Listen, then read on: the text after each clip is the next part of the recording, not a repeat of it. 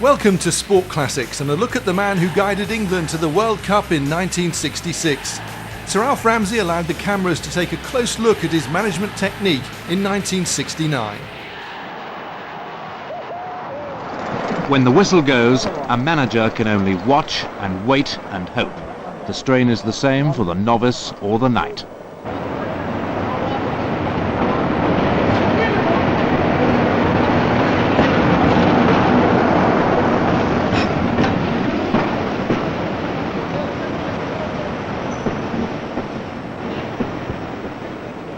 To unknowing commuters on the 8:35 from Ipswich, Sir Alfred Ramsey could be a bank manager who'd forgotten his briefcase, a major in mufti, or the man from the Prue.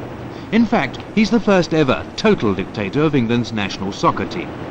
He travels 69 miles to London each morning and 69 miles back home each night. His favourite meal is prawn cocktail and grilled Dover sole. A man of predictable habit and conservative taste. A man who can command without raising his voice. A man of intense professional pride and admitted prejudice. A man known wherever football is played, yet a man who remains an enigma to those who have known him closest and longest. I've never seen him have too much to drink. I've never heard him swear or lose his temper uncontrollably like I do sometimes. I always feel that I like to know what he's thinking about. I don't think anyone really got close to Alf. He was a bit of a lone wolf. It's very difficult to think that the man on the terraces know Alf. The human man? No, Alf Ramsey is a football man, and that's really all I know about him. I would like this explained to me sometime. I don't understand it. I wish they would tell me that I'm remote. In what way? I just don't know. Difficult to get to know. I think this is fair, and I should be difficult to get to know, in that these people, this remark would come from press and from radio commentators. It would come from players. People come from players. Yes, people who've known you for many years. I'm surprised. They don't say it unpleasantly, but they say it's difficult. I'm surprised. This is referred. I'm referred to be in this and that by newspaper men or football writers, most certainly, and. It's only because I feel that they want something from me that I'm not prepared to give them. In that, you see, I can live without them because I'm judged by the results that the England team get. And I doubt very much whether they can live without me as the England team manager, or even the England team. Yes, Astor's in bed with flu. He's with you? Yes, he's in bed with flu. Eustace is unfit, and Clark has been released. Alf Ramsey was born 47 years ago at 6 Parish Cottages, Wood Lane, Dagenham, Essex. 45 years later, he became a knight at the court of Queen Elizabeth. Like all sporting knights, he'd become a national hero. But unlike most of them, he actually hesitated before accepting the honour. When you talk about difficult to live up to, I mean, are you referring here to the fact that, like all of us, you come from a working class home? Good stock, a working class home from the east side of London, I'll put it that way. I'm not ashamed of that. I have got nothing to be ashamed of. Of course. Yeah. But I mean, is this what you're saying was... Remember, I think in the main, yes, because one did not know what it involved. And I think probably this concerned me to some great extent. What has it involved, in fact? How has it changed your life? I don't think it's changed my life to any great extent. I'm still Alf Ramsey to all and sundry. Ramsey was certainly Alf to everyone at 15 when he went to work at the local co-op, delivering groceries on one of those front-heavy bicycles. His father died just before England won the World Cup, but his mother still lives down the road from the co-op. As errand boys go, Alf was exemplary. But already, soccer was his passion. George White wanted to play some football, and we were looking for some blokes to play football, and we played a few games, we weren't doing too well. Someone suggested Darky Ramsey. So someone asked him, and he said he agreed to play, and that was it. Was he useful? I mean, he was the team, but he was mainly the team. I mean, I'm not going to say that he was Five Elms, but he was mainly the team. He was the centre half and the, just like a rock there, right in the middle. Anything to oblige. Can we have a row kneeling, chaps? That's right, you organise them, it will save me doing it. And it should be a good photograph, then. Even as a schoolboy defender, Ramsey was ready to express his soccer opinions forcibly. So forcibly on one occasion that he was sent off and suspended for informing a notoriously unlearned schoolmaster referee that his knowledge of the rules was minimal, or words to that effect. Discretion and diplomacy have come with the years, but one aspect of Ramsey's character has never changed: a congenital hatred of losing. Right, if you gentlemen could depart now, and leave us to do some work. Just a minute, you lads, before you go, please. Just a moment. I'm a bad loser. I love to win. If it's a competitive game, then I like to be a winner. How far are you prepared to go to win? I'm thinking now ethically. Oh dear. Now let's be fair about this. I would not think in terms of doing anything that would be unpleasant. In terms of playing tiddlywinks and drafts and things such as that, I wouldn't do. I wouldn't cheat. I wouldn't cheat. Well, I don't think I would cheat. I think we're all, somewhere we've all cheated a little sometime. I think this most certainly is true of I. I don't think I would cheat at drafts or tiddlywinks.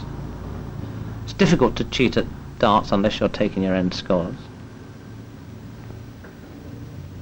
I'm not suggesting I would cheat at football. Most certainly I would be a professional at football. I would be a professional in my particular job. And I would go to the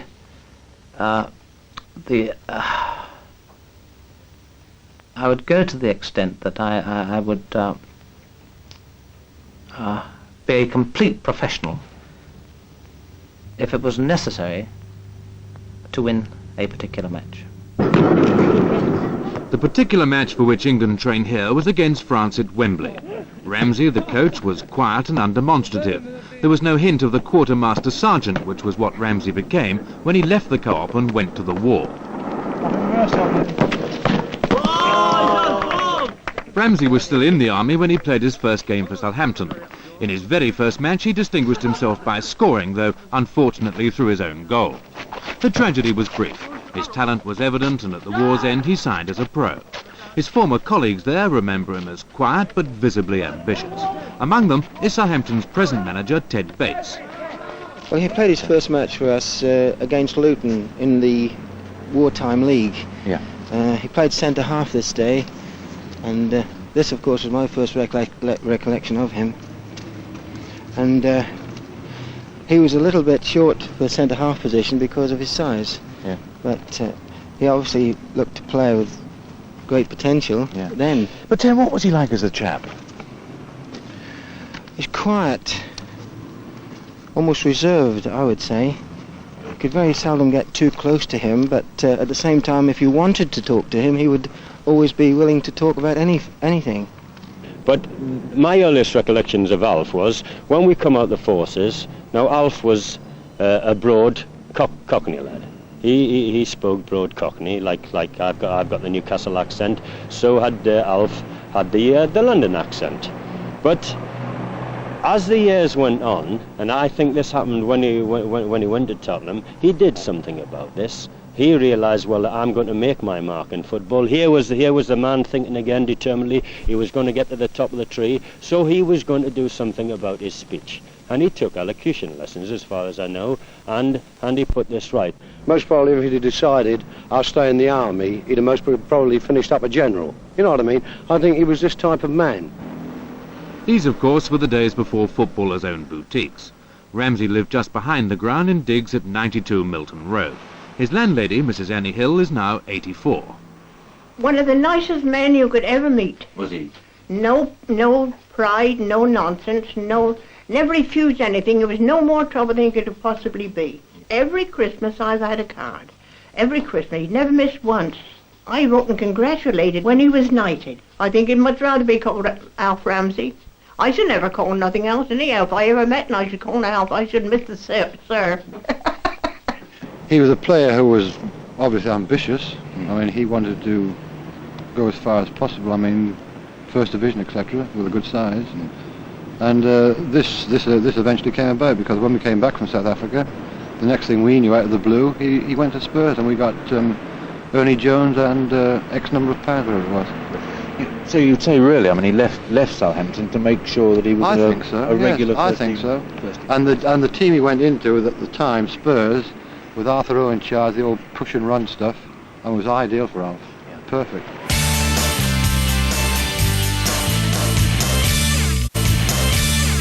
The transfer to Spurs in 1949 indeed set Ramsey on the road. How did his new colleagues regard him at Spurs? Well, at the time he came, we didn't know much about him. We had a very good team at the time.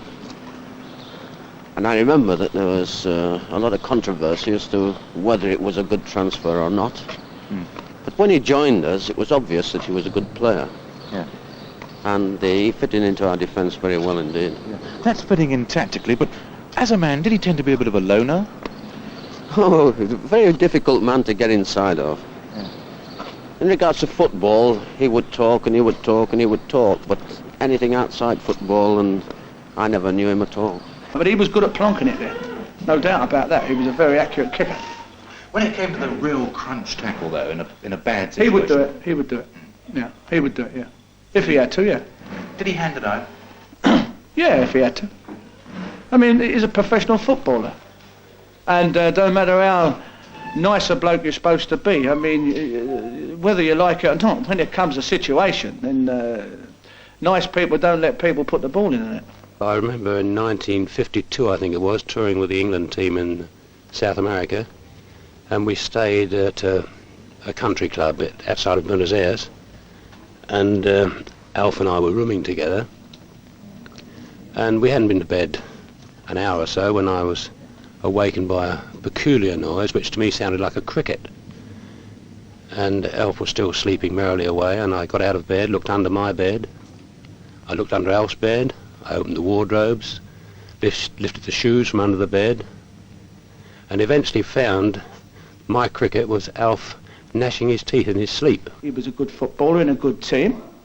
I feel that there came a stage in his career, the same as in mine and most old players, that you get a feeling that you've come to the end, and all of a sudden someone may come along and say to you, would you like to do this or would you like to do that? I think that happened to him. I think it was Ipswich who came along when he was probably at the end at Tottenham, and he took this job on at Ipswich, and from there on he went forward. I don't know if he thought about doing it. He never said to me he did, but I remember that he was here one day and gone the next. Why Ipswich? Well, I think probably it could have been any club. Ipswich was the club that approached me, the first club to approach me, and I liked the people that I was dealing with, and in any case I was a novice at this. I'd had no experience of managership, and this was not a bad way to start if one had ambitions towards becoming a successful manager. I think the most important thing was getting to know the players, to understand them, learning to deal with them, learning to assess them in actual fact. When you think in terms of your Jimmy Ledbetter's, now this was a magnificent footballer. He didn't look much like a footballer. In actual fact, he looked the most unlikeliest of professional footballers. But as a footballer, he was second to none.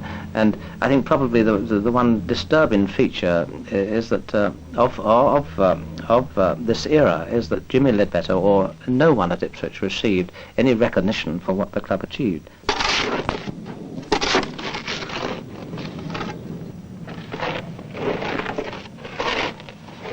To me, Alf Ramsey is a wonderful man. He knows his football.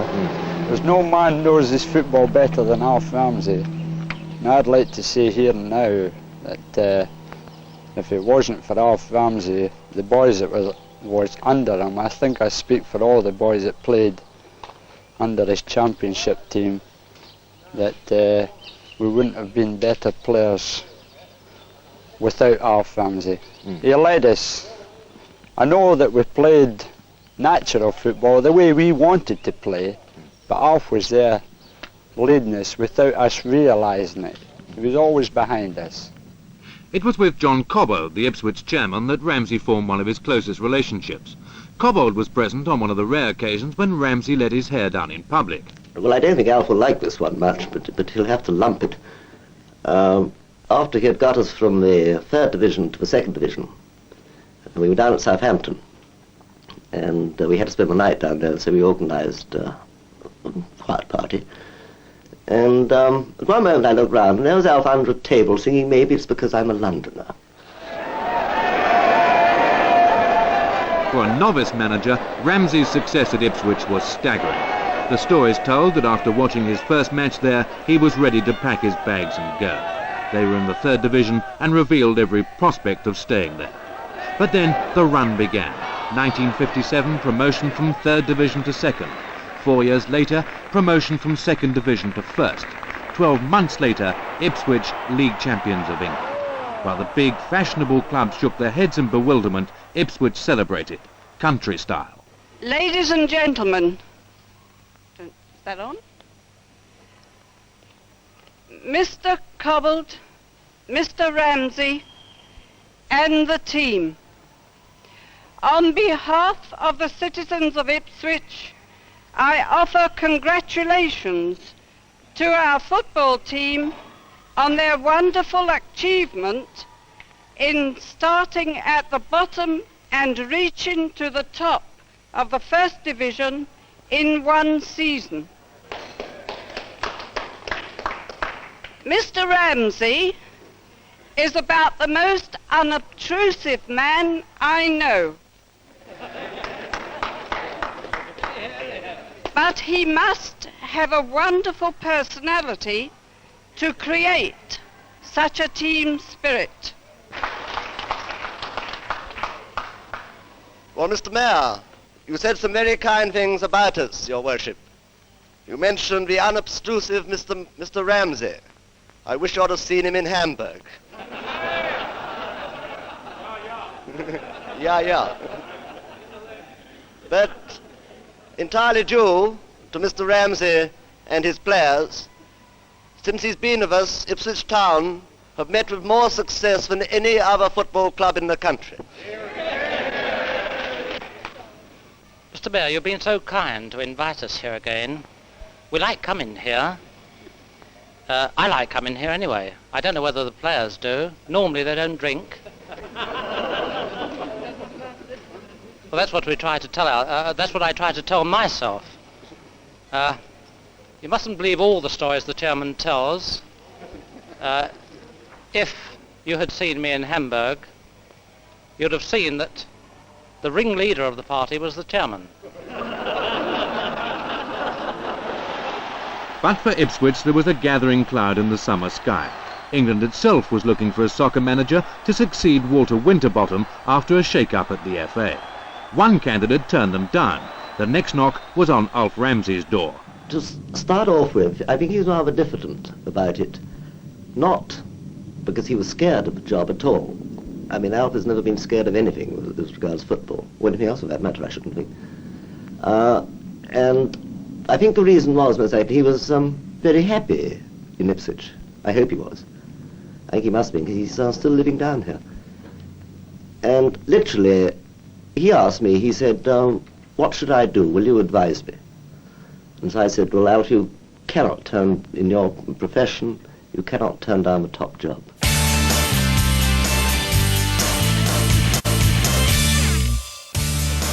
Welcome back to Sport Classics. We rejoin Sir Alf as he moves into international management with England. I knew nothing at all about international football. I had not looked at players in terms of being international players. Well, the people that I talked to, this is rather nice, the nice thing about it, the people that I talked to and sought advice from, they were adamant that I could do the job. My wife, for example, she wasn't particularly keen, I don't think, on my taking the position, but she thought that I would, if anyone could do it, that I would. For Ramsey, it was a transformation from tracksuit to pinstripe. He gave up the daily banter and bargaining with players for an office near Hyde Park. Undoubtedly, he would never have looked at the job unless he'd been guaranteed full control. I think the FA realised the position of a team manager. If he is going to take full responsibility, he must be given full control. And while the question of selection of teams in regard to disciplinary matters, this is a tremendous headache in many ways as part of our national image and so on. But we have to put our confidence, so to speak, in the skipper, and we have to rely on his judgment for this. We expect him to produce, first of all, success, but we also expect him to project the game and present the game in a way which is going to higher our national image. Now, this is something that doesn't always happen in football, even in the best circles, but it is something that we're well aware of, and we would still rely on his judgment. His biggest frustration is that for weeks on end he has no team to manage. Even when he has, he's at the mercy of league clubs who are quite often reluctant to release players for an international.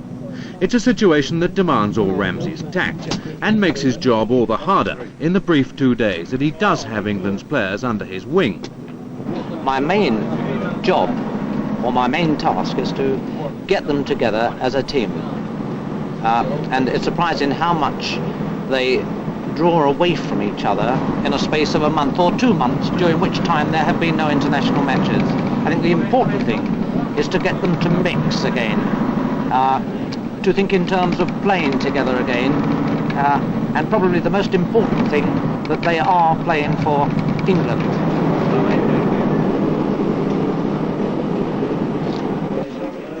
The importance of getting results for England demands far more of Ramsey than merely chalking intricate tactical triangles on a blackboard.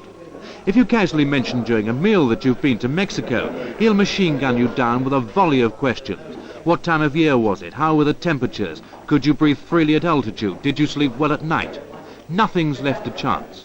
The yellow fever injections his players need by the next World Cup are attended to 15 months in advance. The film is the last time England played France. Ramsey, they say, can distill the most complicated analysis into the simplest terms. One player who's seen him do it again and again is England's captain. He's a man who lets his players know exactly what he wants. I think his method is very simple. He's 100% fair with the players, and by the players knowing exactly what his demands are, it's far easier them to give him what he wants. He's always been exactly the same to me. You never know. After a game, you usually feel, or you like to feel that the manager looks at you and you think, oh, I've done well for him. Yeah. But with Alf, you could walk off the Wembley Stadium after playing international, and until you pick the papers up or someone tells you on the car on the way home, you never know whether you played well or you haven't played well, really. As far as he's concerned, he's always exactly the same after a game. Just says, well played, or see you next time, or well, he never says I'll see you next time. He always just says well played and leaves it at that. Have you got a sense of humour? Oh, aye. The man closest to Ramsey from the moment he became England manager is trainer Harold Shepperson from Middlesbrough. But what does a new boss say when he inherits a national team? Shepperson recalls it well. Ramsey surveyed his candidates and then gave them a straight ultimatum. He assembled all the players, he talked to the players, and he told them what he wanted, he told them how we were going to do it and why we were going to do it, and then he dropped the bombshell. He said, if any of you feel that you're not able to subject yourself to this type of discipline and work we're going to do, just say so now and you can catch the next train home. I shan't feel any the worse about you, and at the same time I've got to get people who will do what I want them to do and work the way I want them to work. Naturally, nobody got up and walked out. Everybody accepted the fact. The story that I laugh about really is during the Portugal match in the semi-final of the World Cup. We were leading 1-0 and Bobby Charlton suddenly rattled in this second goal, which more or less put us into the final of the World Cup. Les Cocker, Dr. Bass and myself immediately leapt off the seat, arms in the air. Alf sat there, poker-faced, the bench tumbled down, he fell flat on his bottom on the floor. He just looked up and said, I wish you buggers could control yourselves.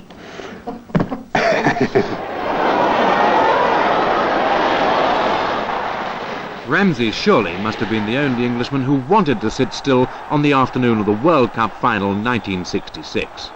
More than a year previously, he'd indulged in an extraordinarily uncharacteristic piece of bravado when he promised rather than prophesied that England would win the World Cup.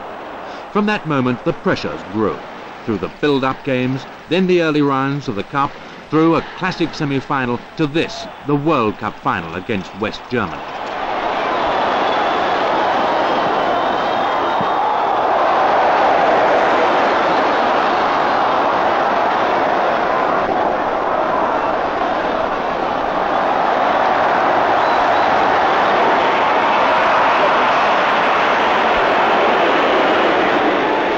even then there was to be a climax beyond the implausible dreams of a fiction writer.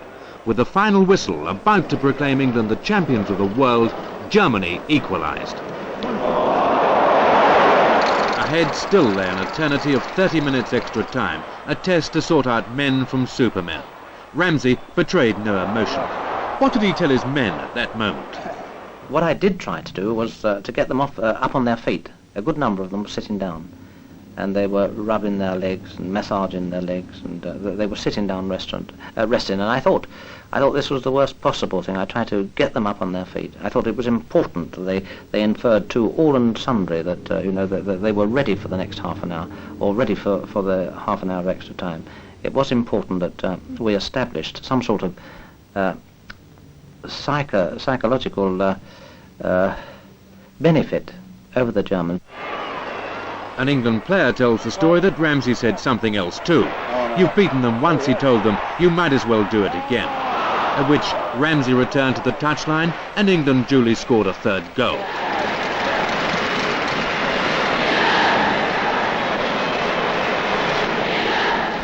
And then a fourth from Hurst to win the World Cup. Amid scenes of hysteria, one man remained seated, Alf Ramsey. Well, it was difficult for me to get up. You noticed that the players that hadn't played were in the stand throughout the match. Remember, they'd come down from the stand. We had to find a place for them, and they sat behind us. And when the final whistle went, there was Jimmy Armfield stood behind me. He was literally thumping me on the back, and I just couldn't get up. It gave me tremendous pleasure to see these people jumping up in the air, and I took it all in those moments, because I would never have another opportunity of doing so.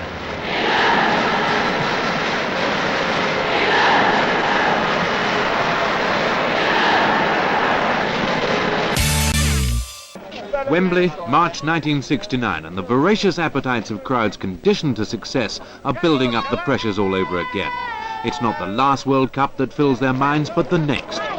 In the dressing room, Alf Ramsey is a reassuring figure, urbane, apparently relaxed. The match against France is on paper a pushover, but headlines haunt him, headlines like England goal famine and what has Ramsey got against Greaves.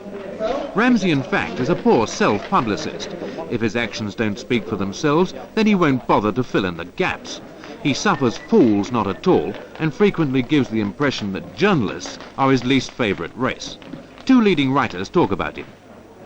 Is he press conscious, publicity conscious?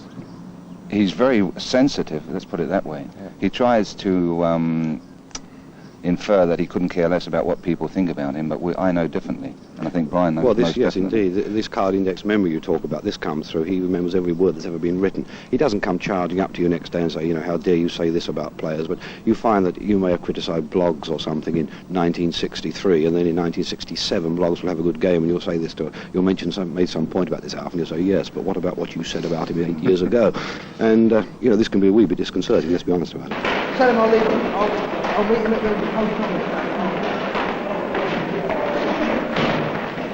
It's weeks since England's last match, most of which Ramsey has spent in the silence of a tiny office in Lancaster Gate. But now it's action. At the end of this tunnel, 85,000 spectators, 150 critics, and a solid wall of sound. One might say not the best of evenings.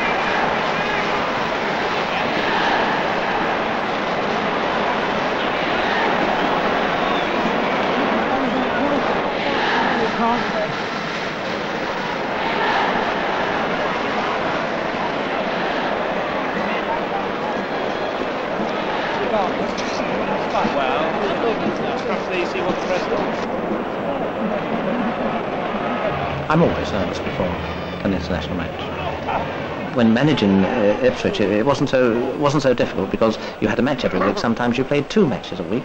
At international level, when the team has a disappointing match or they have a disappointing result, this can stay with me for months until the next match. This is terrible.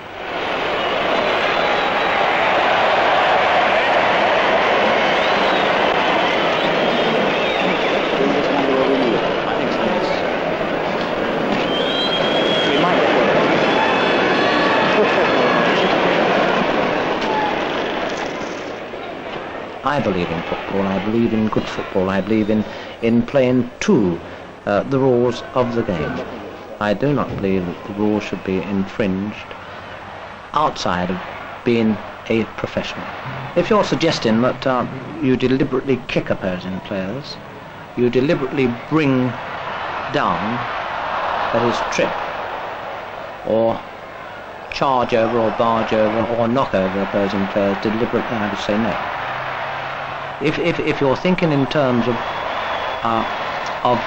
tackling hard, playing determinedly, that is to go in to win possession of the ball within the rules of the game, then I would say this is so.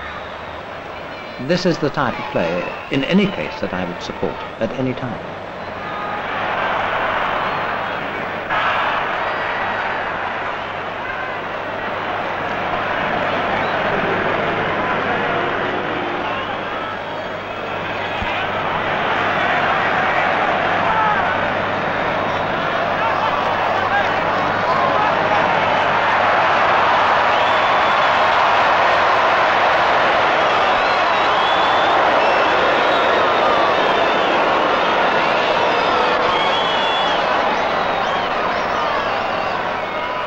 Half-time. England have been close to scoring 5 times, but they lead only 1-0.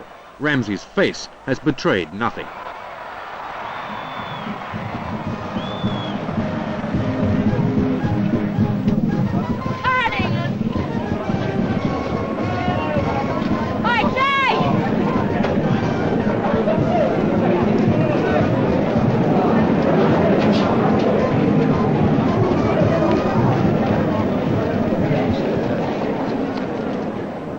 The second half. Outclassing France is not enough. England must get goals if the absence of Greaves isn't to become an even hotter back-page issue on every breakfast table. But the critic doesn't exist who's ever swayed Ramsey's thinking. Greaves told Ramsey that he didn't mind being in the England 11, but wasn't so keen to take his chance among a squad of 22. Exit Greaves.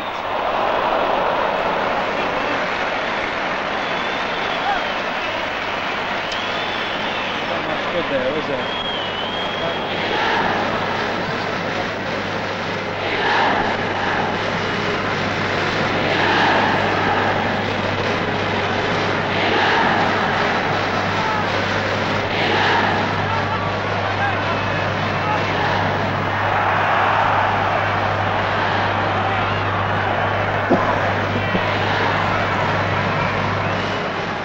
But England now are playing well.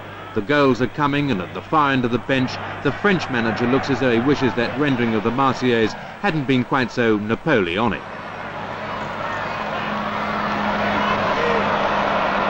Not that Ramsey's face would ever tell you who's winning.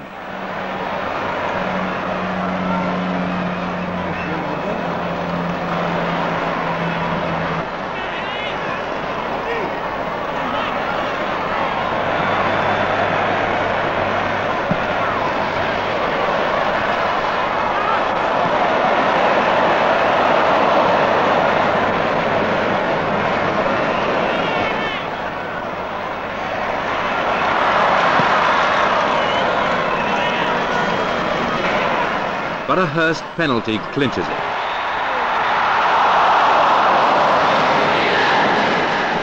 A fleeting smile, and then the mask drops again.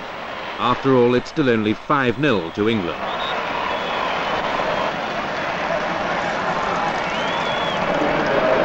Do you think in terms of goals, Alf, that this makes up for the disappointments? It never makes up for disappointments.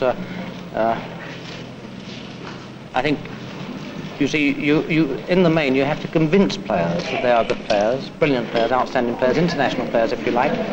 In the last half an hour of that particular match against Romania, we had desperation, and this is the effect. Yeah. This is the effect that brilliant football without success can achieve, in that it must affect players along these lines. They wouldn't be human beings if they weren't effective. And I'm very pleased and happy because they have worked so hard to achieve a good result. And I think this has been proved by the spectators, regardless of what I read in the paper or the public read in the newspapers. I feel that they've been brainwashed by all and sundry, yet they still come to Wembley to support the England team, mainly because they like what they see. You said that one day, Alf, that somebody's going to feel them right. Yeah, but I said this 2 years ago, and you see, you people, I can't quite understand you in that, you see, having said a thing, you harp on it time and time again. And this is ridiculous. This was said of a particular team at a particular time. Yet 2 years later, you are still repeating this. You see, and another thing, I buy the Daily Mail to read on the train. I'll tell you why I buy the Daily Mail. Because we have a Dachshund, and I enjoy reading Fred Bassett. Because I see Fred Bassett in our own little dog. We've got a Bassett home. And an article in this particular paper on Saturday, after I was travelling to Stoke to see them play Leeds, referred to the man that destroyed England at Hampden Park 15 months ago or a year ago. The man that destroyed England was left out of a First Division side last Saturday. This man destroyed England. I might tell you that my remarks after that particular match was that England outclassed Scotland. And in actual fact, this particular player played for England. I felt, on this occasion. And you see, the public will read this 15 months or a year later, and I think it's wrong that these things should be brought up, because I'm certain that this particular man did not see the international match. Most certainly he ought to get his facts right. And I think all credit to the public, all credit to the England team, the public for supporting the England team in the manner they have done.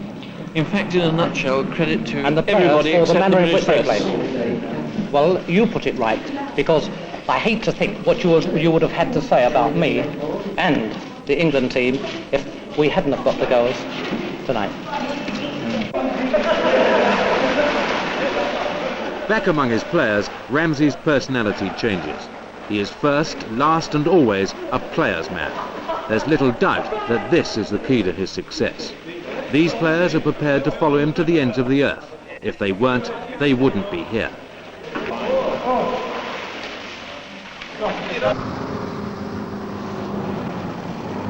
Ramsey, meanwhile, returns to his home in Valley Road, Ipswich.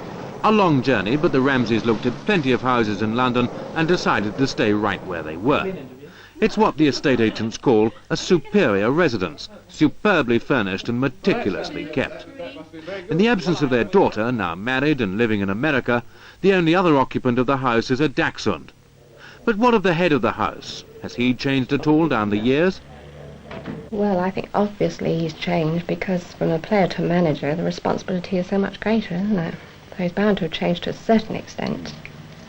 But personally, I mean, say in the home and our life, no. He's still, tolerant and sort of understanding, generous, And we have our conflicts, obviously. Everybody does, but not to any great extent. We usually shake hands afterwards, sort of make it up. Again, I get very little time for hobbies, in that I enjoy playing golf. I don't play very often, and I don't take it seriously. I do get a tremendous amount of enjoyment out of it when I do play. I enjoy going out in the garden. I used to collect coins until I lost my collection. That was in a robbery? Yes. I don't think I shall continue collecting them anymore. Outside of that, I get very little time to do anything. Well, that's enough. Mind you, we've got a fair-sized garden, and I'm not at home all that often. You've got a wonderful collection here of your football trophies from right the way through your career. I mean, you're obviously a very methodical man about these things, and these are beautifully laid out. That's nothing to do with me whatsoever. That's my wife. My wife's department. She looks after them and tidies them up and keeps them in order. Who are the men in life, not in football, but in normal living, whom you most admire? 2 or 3 men. I never thought about this to any great extent. Life in general, or life in general. Football? No, away from football. Don't ask me that. All right, let's grab it. Let's grab that one there. Can I get back to football? Can I get back on a couple of points? Let's talk about football. Don't complicate things, for example. You see how limited I am and how narrow my life is. No hobbies. No. The biggest problem I find, and speaking about any improvement in respect of football that I would like to see, one would think, from my point of view, of international football, and the biggest difficulty I come up against, and most certainly the players, is the difference in interpretation of the rules, and I would like to see better uniformity in respect of how these rules are applied. I think at the present time there are 3 different types of interpretations. 3 different types. That is, there are 3 areas in which we think differently. That is, in Great Britain, Europe, and South America. And how best this can be achieved, well, is entirely up to FIFA. But most certainly it does concern me, and particularly as the World Cup competition is being held in South America next year. Do you think there is a chance it could be cleared up, or at least improved before then? I think it must be improved. If only one cast their mind back to Manchester United in South America, it has to be improved. And I think probably FIFA might have to adopt a different system with their selection of referees, whereby instead of choosing from so many referees from different countries, or referees from certain countries, I think they should choose or select the best referees, regardless of what country they come from. During your years as England manager, I mean, you've had this terrific success. Have you received any invitations from league clubs to go back and manage a league club? Yes, I have. Could you tell me how many? Not many, but some. How much did you think about it at the time? Very carefully, because I had a most encouraging time and successful time as a league club manager. And I think when I left the Ipswich Town Football Club to become the England team manager, I found it a very difficult thing, a very difficult position to accept, mainly because I was not involved and connected with players every day. With the England team, for example, you might see them once a month, you might see them once every 2 months. During the winter there was a gap of sometimes 3 or 4 months. And I missed it terribly. Would you, in fact, at some stage in your career, still go back and manage a league club? It depends. I think probably yes. I think probably I would like to go back to manage a league club before I end my days as a manager. A great football career is enshrined and catalogued here. But what chance is there to divine the character of a man who's baffled his closest colleagues for upwards of 20 years? Brilliant, unquestionably. Dedicated to the last degree. Charming when he wants to be. As a friend, resolute. As an opponent, almost without mercy. It could just be that these are the qualities of genius. Sir Alfred Ramsey, the man who made England champions of the world.